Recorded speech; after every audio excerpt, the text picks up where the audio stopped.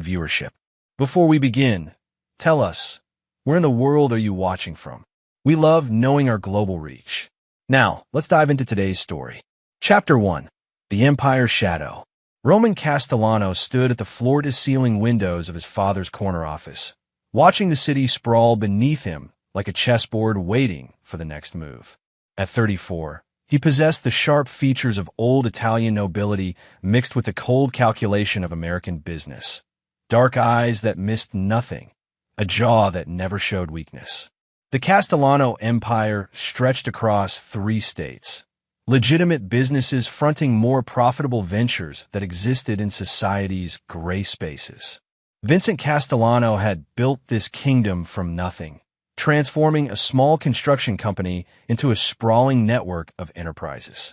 Construction, waste management, real estate development, private security, all interconnected, all profitable, all requiring the kind of respect that came from understanding power's true nature. Roman had been groomed for this moment since childhood. While other kids play video games, he studied balance sheets. While they went to summer camp, he shadowed department heads, learning every aspect of the business. Vincent had been methodical in his son's education. A king without knowledge is just a target, Roman. Never forget that. The call came at 3:47 a.m. on a Tuesday. Vincent Castellano, age 61, had suffered a massive heart attack in his study, dead before the paramedics arrived. Roman had driven through empty streets to the family estate, his mind already shifting from grief to necessity. Emotion was a luxury he couldn't afford, not when hundreds of employees, dozens of operations, and millions in revenue hung in the balance. The funeral was a masterclass in controlled chaos. Legitimate business associates mingled with men whose handshakes carried the weight of unspoken agreements. Politicians offered condolences while mentally recalculating their allegiances. Roman stood at the graveside, his wife Ava beside him in designer black, her hand resting on his arm in a gesture that looked supportive but felt performative. Ava Morrison had entered his life 5 years ago at a charity gala, a striking blonde with a psychology degree from Columbia and an art gallery in Soho. She moved through high society with practiced grace, understanding exactly how much vulnerability to show, how much mystery to maintain. Roman had been captivated by her intelligence, her ability to navigate his world's complexities without flinching. They'd married after a whirlwind 18-month courtship that felt like destiny. But destiny, Roman was learning, was often just camouflage calculation. The company's headquarters occupied 12 floors of a Manhattan skyscraper, its clean lines and modern artwork hiding the true nature of its business. Roman's first official day as CEO began with a board meeting at 8 a.m. sharp. 12 faces around the polished conference table, some family, some longtime associates, all supposedly loyal. Frank Torino, his father's oldest friend and the company's CFO, handled the formal transition. Vincent always said this day would come. Roman's been preparing for it his whole life. But Frank's eyes held something Roman couldn't quite identify. Calculation mixed with what might have been pity. The morning moved with mechanical efficiency. Department heads presented status reports, quarterly projections, operational updates. Everything appeared normal, stable, ready for new leadership. Roman signed documents, approved budgets, made decisions with the confidence Vincent had drilled into him. It was during lunch that he noticed the first crack in the facade. His assistant, Maria Santos, a woman who'd worked for Vincent for 15 years, seemed nervous, avoiding eye contact. When he asked about his afternoon schedule, her hands trembled slightly as she handed him the appointment book. "Everything all right, Maria?" "Of course, Mr. Castellano. Just adjusting to the changes." But Roman had learned to read people the way others read newspapers. Maria wasn't adjusting, she was afraid. The afternoon brought more subtle signs. Conversations that stopped when he entered rooms. Glances exchanged between longtime employees. Phone calls that ended abruptly when he walked past offices. By 5 p.m., Roman felt like he was walking through a building full of strangers wearing familiar faces. He stayed late that evening, alone in his father's, now his, office. The space felt hollow without Vincent's presence. like a theater between performances. Roman opened the safe his father had shown him years ago, finding personal documents, emergency cash, and a sealed envelope marked for Roman's eyes only. Inside, Vincent's handwriting filled 3 pages with names, dates, and detailed observations about loyalty within the organization. The final paragraph hit like a physical blow. If you're reading this, I'm gone and you're in charge. Trust no one completely, not even family. Power reveals character, and succession reveals everyone's true intentions. Watch Ava closely. She's been asking too many questions about business operations lately. A beautiful woman with expensive tastes and divided loyalties is more dangerous than any competitor. Remember, respect is earned, fear is given, but betrayal is chosen. Choose your responses accordingly. V. Roman set the letter down with steady hands, though his mind raced. Vincent had suspected something, seen patterns Roman had missed. His father's instincts had kept the empire intact for 30 years. They weren't observations to dismiss lightly. The elevator ride to the parking garage felt longer than usual. Roman's BMW waited in its designated spot, but he took a moment before starting the engine, processing the day's revelations. His father was gone. He was now responsible for an empire built on carefully maintained relationships and precisely calculated risks. And according to Vincent's final message, the people closest to him might be planning his destruction. The drive to their Westchester estate took 45 minutes, giving Roman time to compartmentalize his thoughts. The house sat on 12 acres of manicured landscape, its modern architecture suggesting wealth without ostentation. Ava's Porsche was already in the circular driveway. She'd left the office early for a spa appointment. Roman found her in the living room, perfectly dressed despite supposedly spending the afternoon at a spa, nursing a glass of white wine while scrolling through her phone. She looked up with a smile that at first captured his attention. Warm, genuine, designed to make him forget whatever concerns occupied his mind. "How was your first day as the big boss?" Her tone carried playful affection, but Roman now heard something else underneath. A fishing expedition disguised as wifely interest. "Productive," he replied, settling into the chair across from her. "Learning the rhythms, understanding the current projects. And, are you going to make changes?" The question came too quickly, with too much focus. Roman studied his wife's face, looking for tells he'd previously missed. "Some adjustments are inevitable." "Why do you ask?" Ava's laugh sounded forced. "Just curious about your plans. This is a big transition for both of us." They ate dinner on the terrace, conversation flowing around safe topics, the weather, weekend plans, renovations Ava wanted to make to the guest house. But Roman found himself analyzing every word, every gesture, every pause. His father's warning had shifted his perspective like adjusting a telescope's focus. Suddenly details that seemed normal revealed themselves as potentially significant. After dinner, Ava excused herself for a bath, claiming the day had been stressful.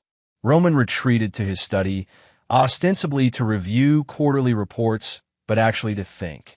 Vincent's letter had been specific about Ava asking questions about business operations. Roman replayed recent conversations, looking for patterns he'd missed. 3 weeks ago, she'd asked about the company's private security division. 2 weeks ago, she'd wondered about the real estate holdings in New Jersey. Last week, she'd inquired about Frank Torino's role in day-to-day operations. At the time, these seemed like natural curiosity from a spouse trying to understand her husband's professional life. Now they felt like intelligence gathering. Roman opened his laptop and began reviewing email traffic from the past month, looking for any communication that seemed out of place. His access to the company's internal systems was comprehensive. Vincent had made sure his heir could monitor every aspect of the business. What he found in Ava's email account made his blood run cold. She'd been corresponding with someone using an encrypted messaging service, discussing contingency plans and timeline adjustments. The timestamps showed these conversations had been happening for months, long before Vincent's death. Roman leaned back in his chair, pieces clicking into place like a combination lock. Ava hadn't just been gathering information. She'd been planning for Vincent's death, preparing for the power transition that would leave Roman vulnerable. The house settled around him as night deepened, but Roman remained awake, his mind working through implications and possibilities. His wife, the woman who shared his bed, his secrets, his future plans, had been systematically betraying him while playing the role of supportive spouse. Vincent's final lesson was becoming clear. The most dangerous enemies wore the faces of allies, and the most devastating betrayals came from those granted the deepest trust. Roman closed the laptop and sat in darkness, feeling the weight of his inheritance settling on his shoulders. He now controlled an empire, but discovered his kingdom was riddled with traitors. Tomorrow would bring new challenges, new revelations, new tests of his resolve. But tonight, in the silence of his study, Roman Castellano began planning his response to betrayal. His father had taught him that respect and fear were the twin pillars of power. It was time to teach some lessons about both. Chapter 2. The Crown of Thorns. Roman arrived at the office before dawn, the Manhattan streets still quiet except for delivery trucks and early commuters. The building's lobby felt different now. He wasn't Vincent's son visiting the family business, but the man whose decisions would determine everyone's future. The elevator's ascent to the executive floor gave him precious minutes to settle into his new role completely. Maria Santos was already at her desk, steam rising from a fresh cup of coffee. Her surprise at seeing him so early was genuine. Vincent had rarely arrived before 8 a.m. "Good morning, Mr. Castellano. I wasn't expecting you until—" "Plans change, Maria. I need the employee personnel files for all department heads, plus anyone with access to confidential operational information. Have them on my desk in 30 minutes. Her hesitation lasted only a second, but Roman caught it. "Of course, sir. Is there something specific you're looking for?" "Patterns," he replied, watching her face for reactions. "My father always said the devil was in the details." Roman's office, Vincent's office until yesterday, felt more familiar now, like a suit that was finally tailored correctly. He'd spent countless hours here over the years, but always as the heir apparent. Now the weight of actual authority settled around him like armor. The personnel files revealed interesting details. Frank Torino had been requesting access to operational budgets outside his CFO purview. Sandra Walsh, head of human resources, had been making inquiries about executive insurance policies. David Chun, who ran the private security division, had been asking questions about the company's legal representation. Each individual request seemed reasonable in isolation. Together, they painted a picture of people positioning themselves for something significant.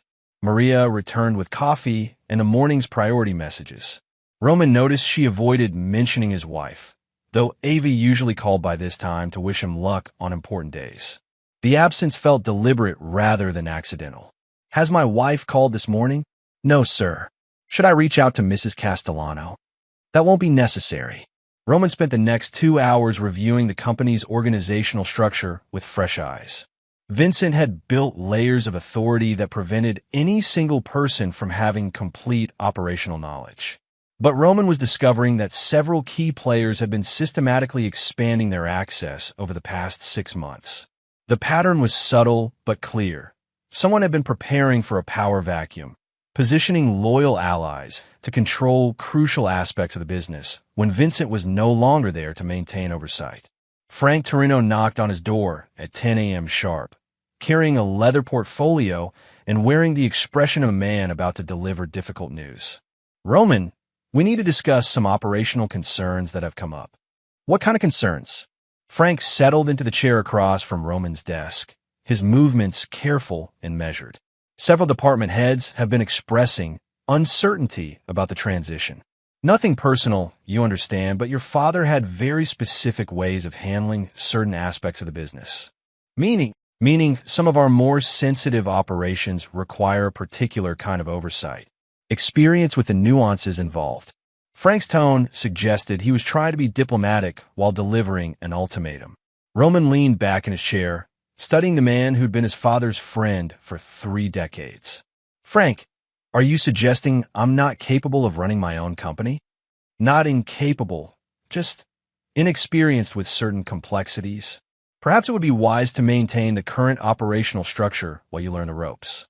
The conversation continued for 20 minutes, Frank carefully outlining a transition plan that would leave Roman with a CEO title but strip him of actual authority over key operations. It was a polite coup disguised as helpful guidance. "I'll consider your recommendations," Roman said finally, his tone giving no indication of his thoughts. Frank seemed satisfied with this response. "Take your time. These decisions shouldn't be rushed." After Frank left, Roman called David Chun to his office.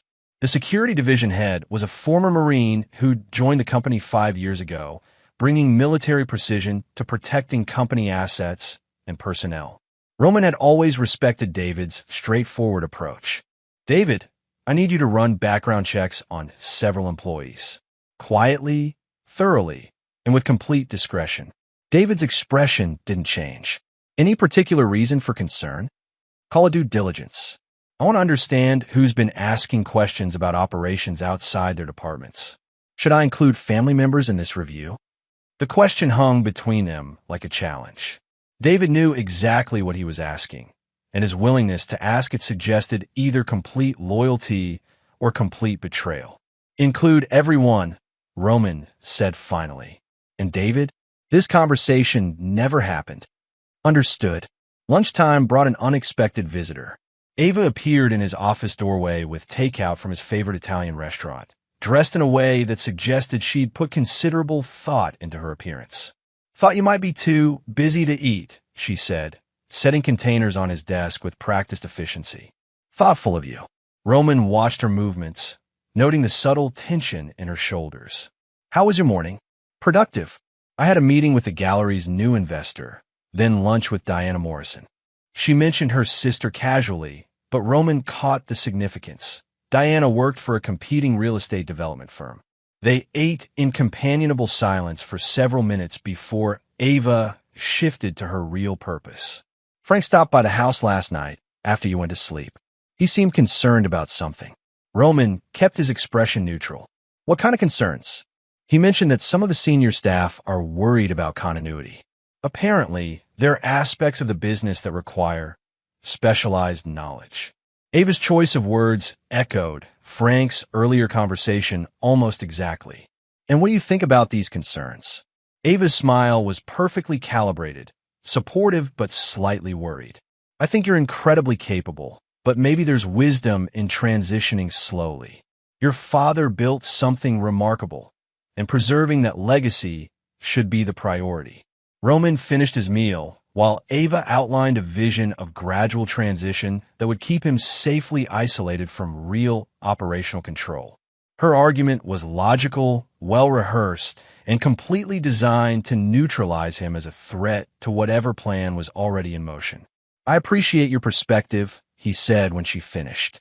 "Family support means everything during times like this." Ava's relief was visible. "I'm glad you see it that way. We're in this together, after all." After she left, Roman sat alone with the implications of what he'd just heard. His wife and his father's oldest friend were coordinating their approach, using identical language and arguments. The conspiracy against him was deeper and more organized than he'd initially suspected. David Chin returned at 4 p.m. with preliminary findings that confirmed Roman's worst fears. "Sir, the background checks revealed some interesting patterns. Several employees have been in regular contact with outside parties over the past 6 months. Financial records show unexplained deposits in personal accounts.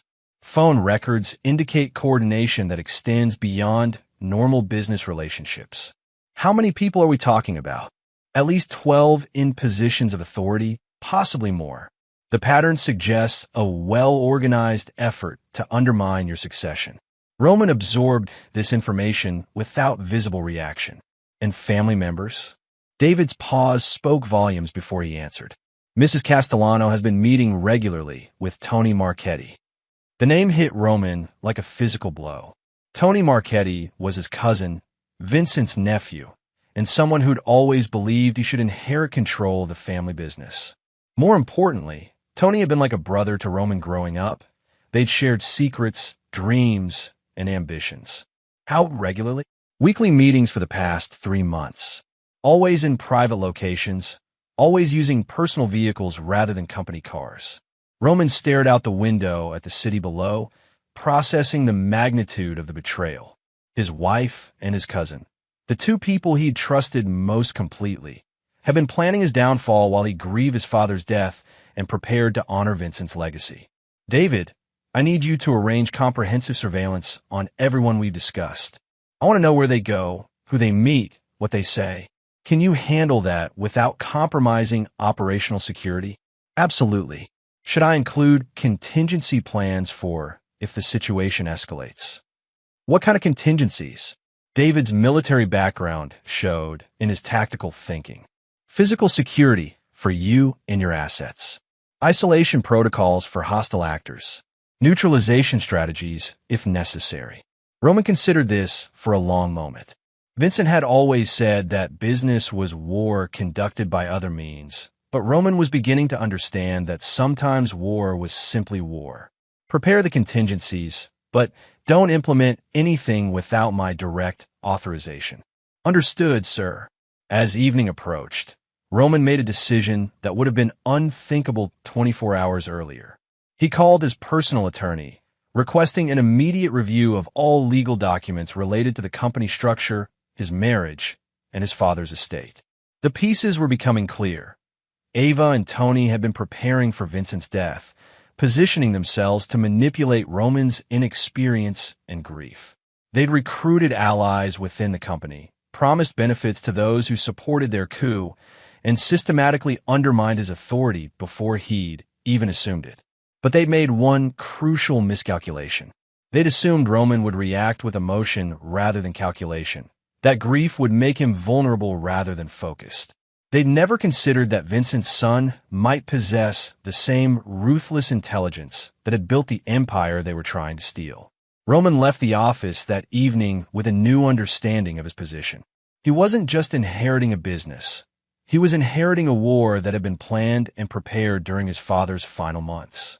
The enemy had taken the field, chosen their positions, and expected easy victory over an unprepared opponent.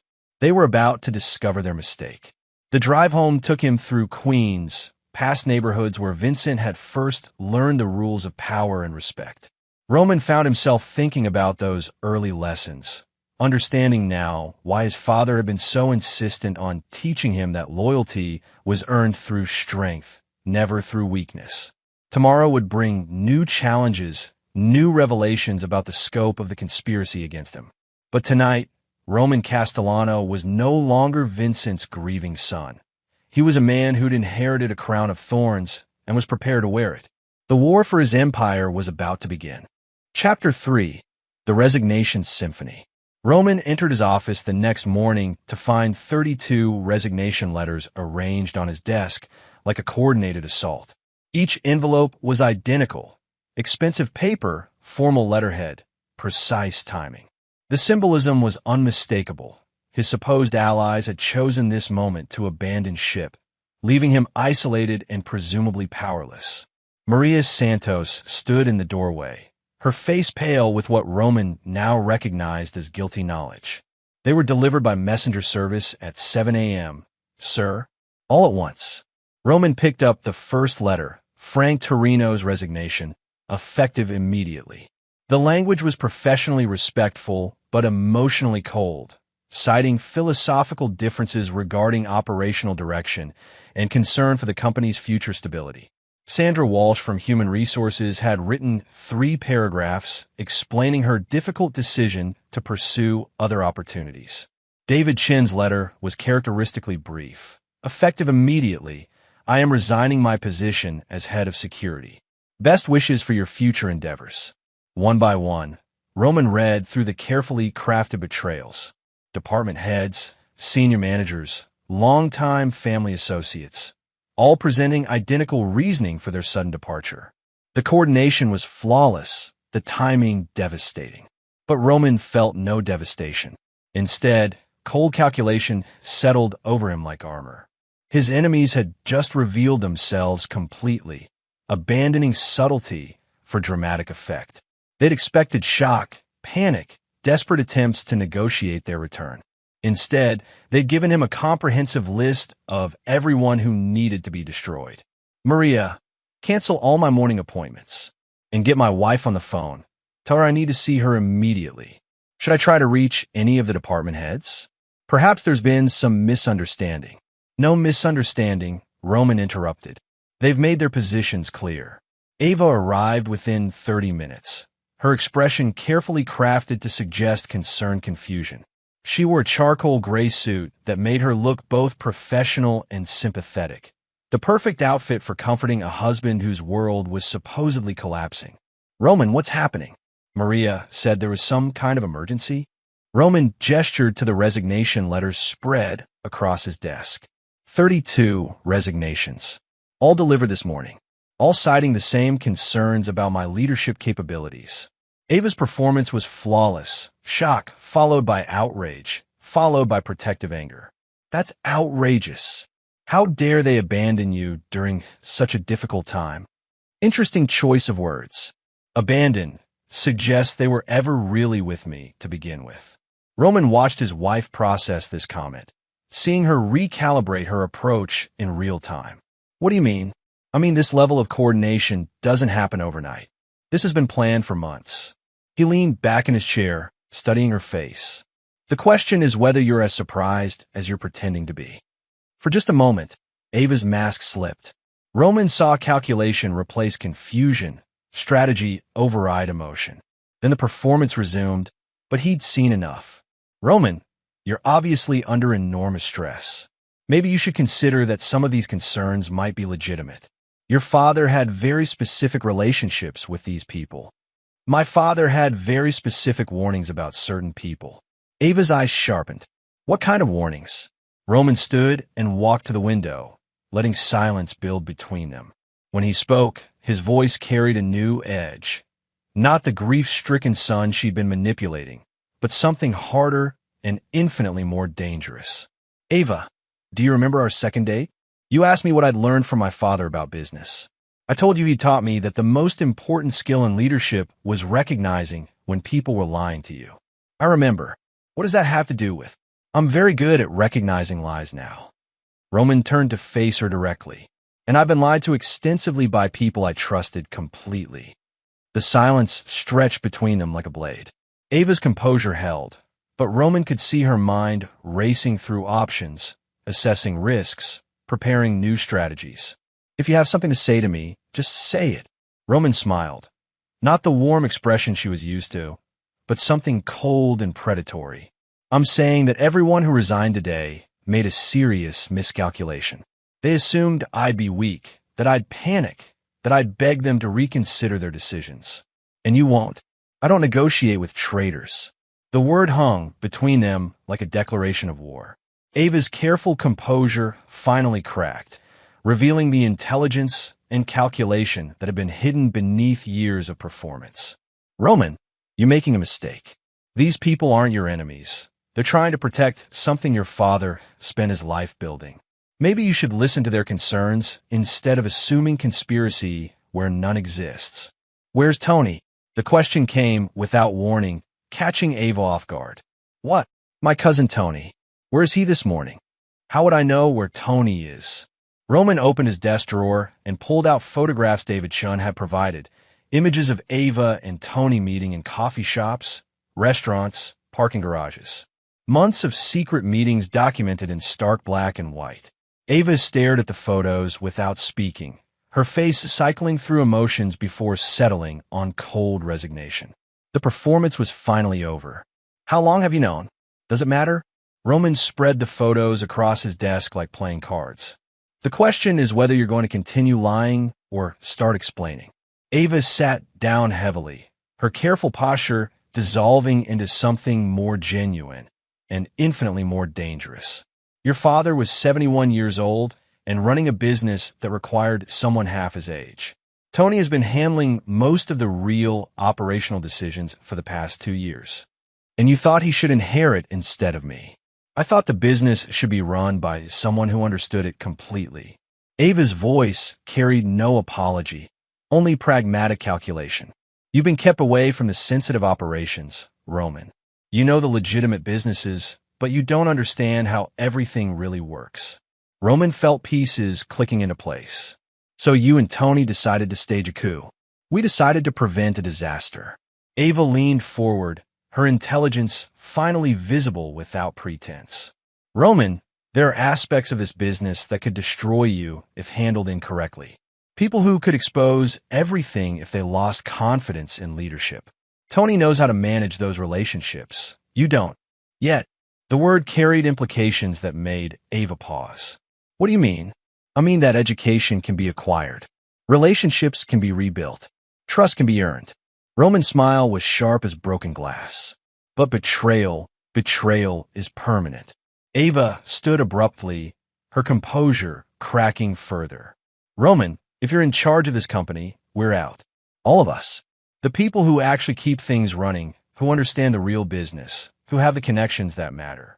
You'll be left with an empty building and a pile of legal problems you can't handle. Perfect. The word came without hesitation, carrying such cold finality that Ava's face went pale.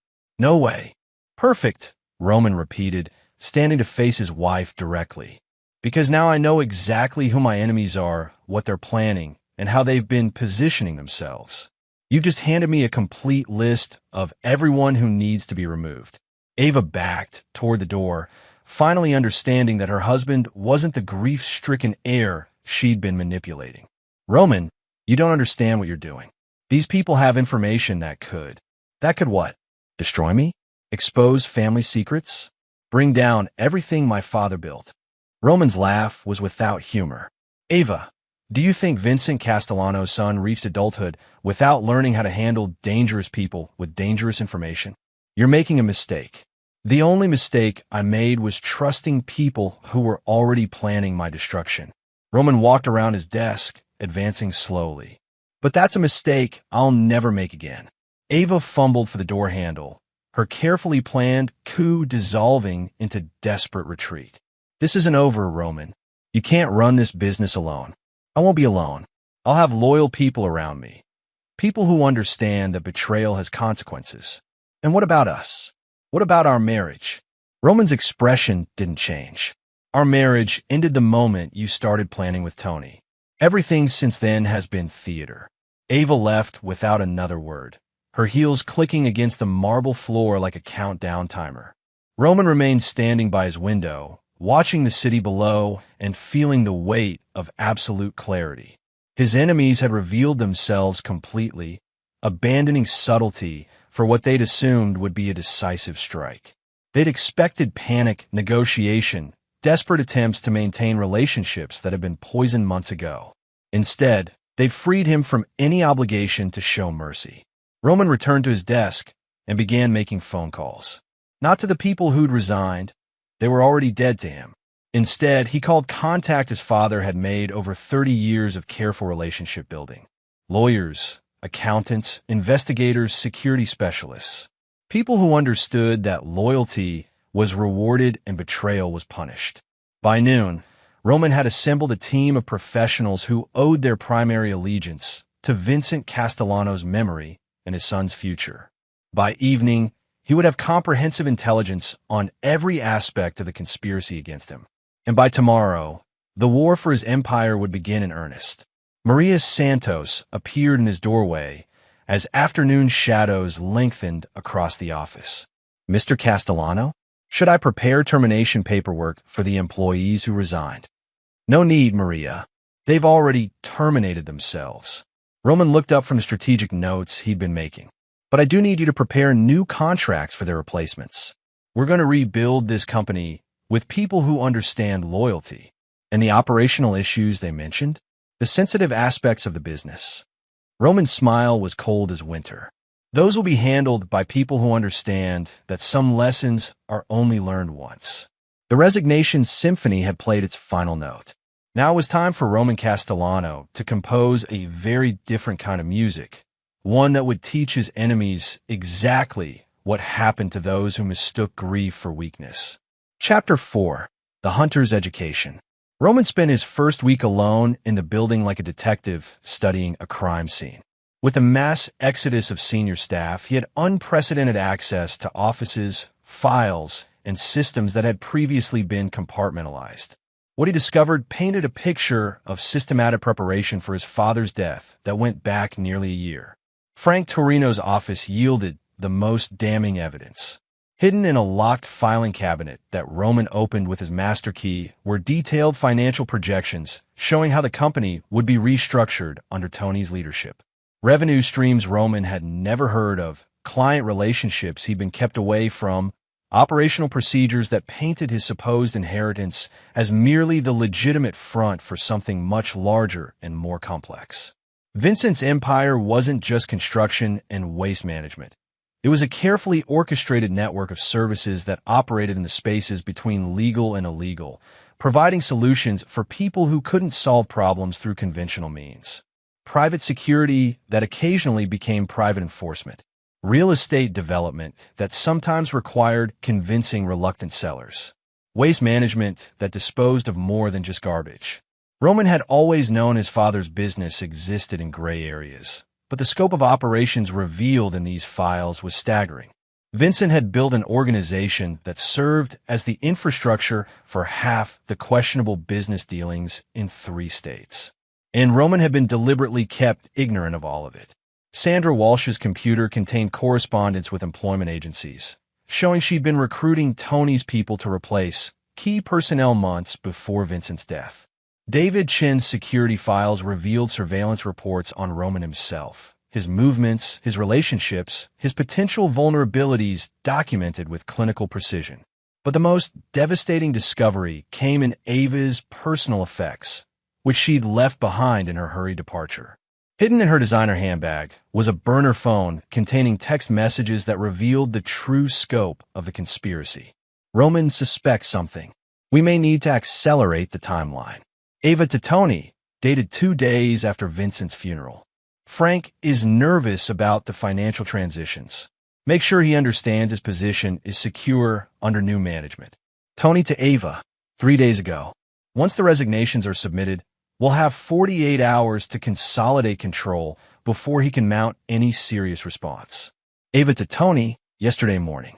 Roman sat in his father's chair, reading through months of messages that chronicled his wife's systematic betrayal. The planning had been meticulous, the timeline carefully calibrated, the execution flawless, except for one crucial miscalculation. They'd assumed he would react like the sheltered heir they'd kept him as, rather than the predator his father had actually raised. His education in the family business had been deliberate but incomplete. Vincent had taught him legitimate operations, financial management, personnel leadership, strategic thinking, all the skills necessary to run the company's public face. But the deeper operations, the sensitive relationships, the true sources of power had been kept from him until he was ready. Vincent's death had simply come before that education was complete. But Roman was a fast learner, and his enemies had inadvertently provided him with a comprehensive curriculum.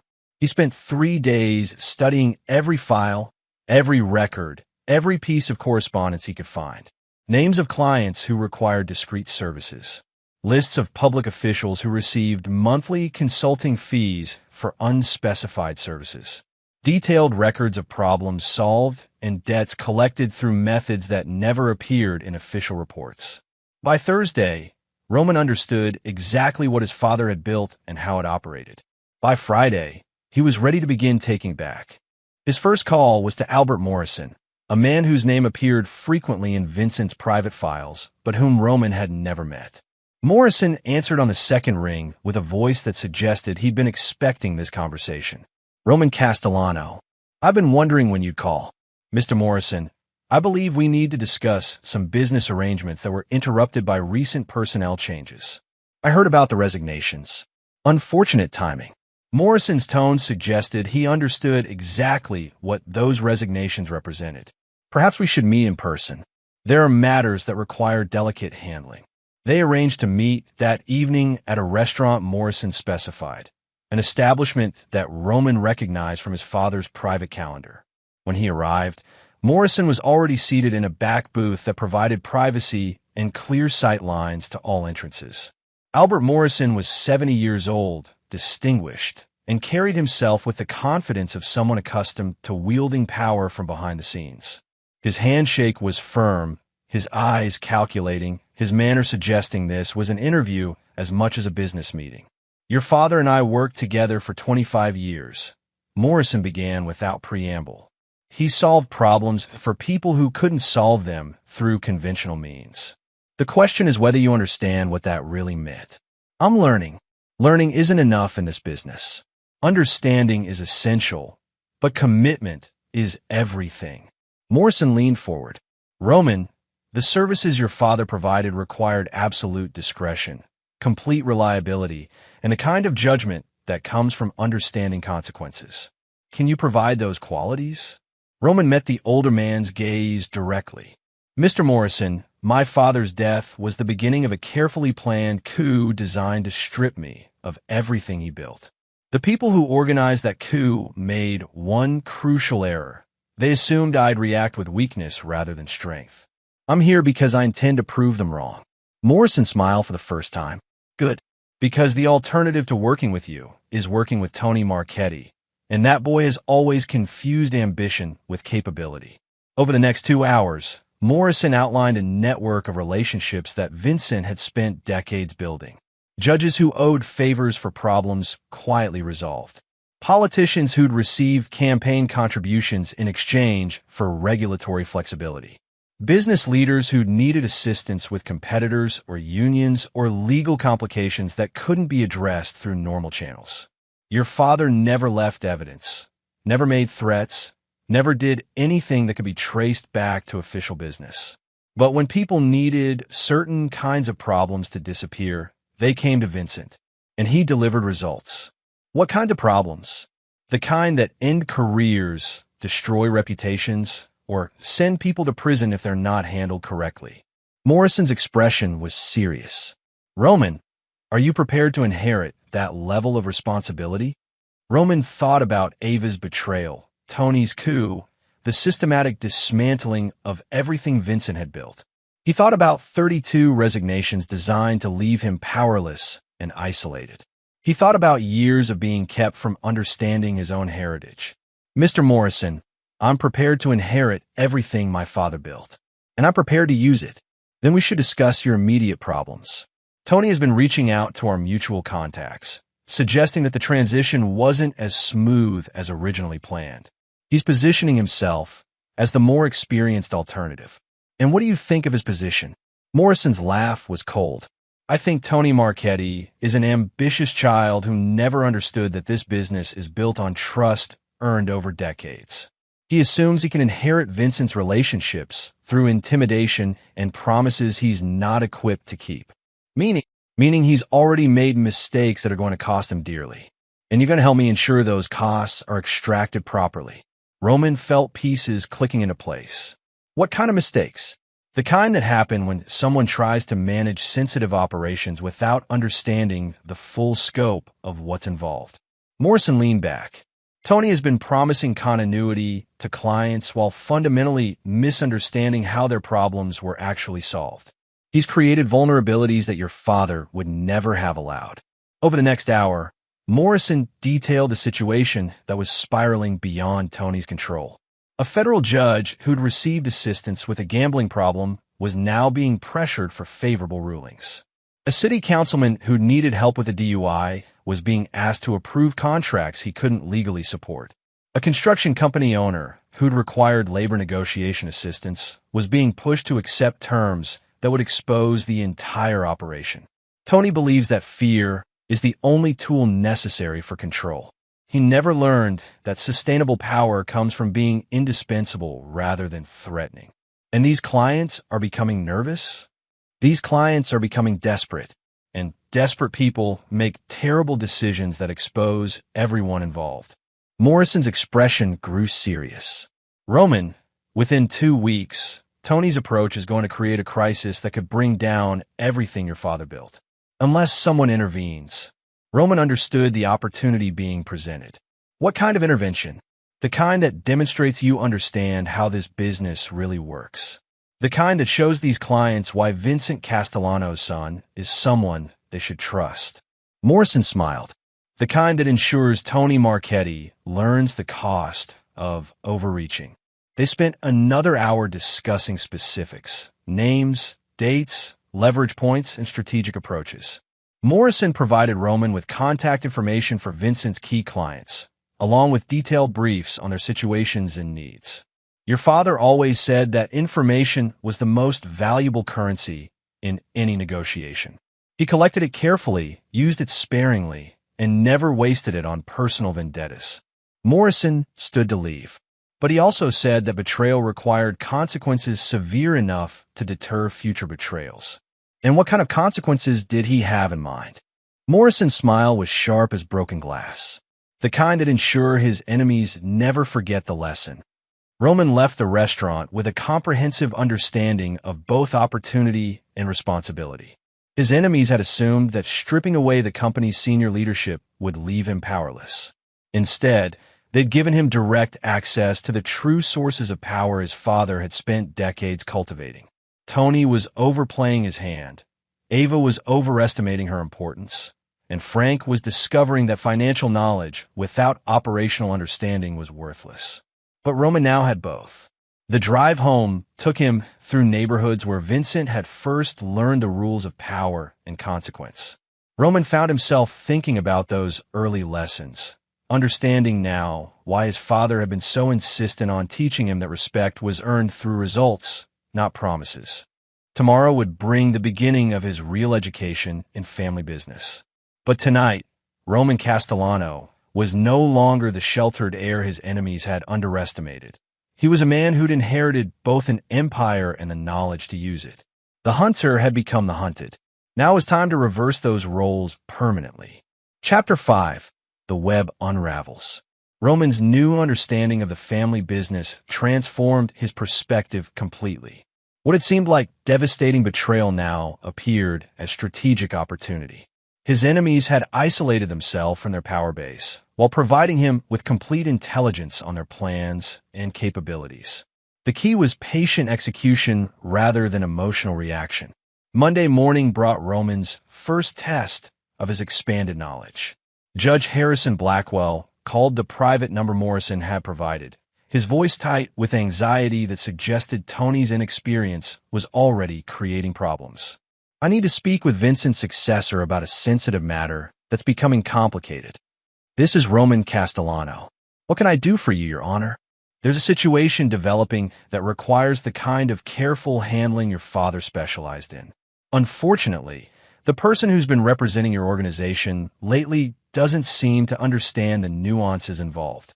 Roman had studied Judge Blackwell's file over the weekend.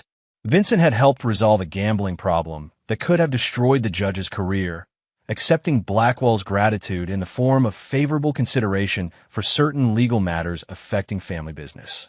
It was a relationship built on mutual benefit rather than coercion. I understand Tony has been overzealous in his approach. Overzealous is generous. He's demanding rulings that would expose both of us to federal investigation. Your father never asked for anything that would compromise my position. He understood that protecting his assets meant protecting mine. Roman made careful notes, while Blackwell explained the pressure campaign Tony had initiated. Where Vincent had requested occasional favorable scheduling or procedural considerations, Tony was demanding dismissals of serious charges and suppression of evidence that would obviously trigger investigative scrutiny. Your Honor, I apologize for any inappropriate pressure you've received. That approach doesn't reflect our organization's values or strategic thinking. Then you'll call off your cousin? I'll handle the situation personally. And Your Honor, moving forward, any request for assistance will be reasonable, strategic, and mutually beneficial. You have my word. The relief in Blackwell's voice was obvious. Thank you. Your father was a man who understood long-term thinking. I hope you've inherited that perspective. Roman's second call came from City Councilman Paul Hendricks, who'd received Vincent's help with a DUI that could have ended his political career. Tony had been demanding approval for construction contracts that violated multiple city regulations. Kid doesn't understand that some favors cost more than they're worth, Hendricks explained. Vincent knew the difference between influence and exposure. This Tony character seems to think fear is the only tool that matters. By noon, Roman had received similar calls from 6 different contacts. The pattern was consistent. Tony was burning through political capital Vincent had spent years accumulating.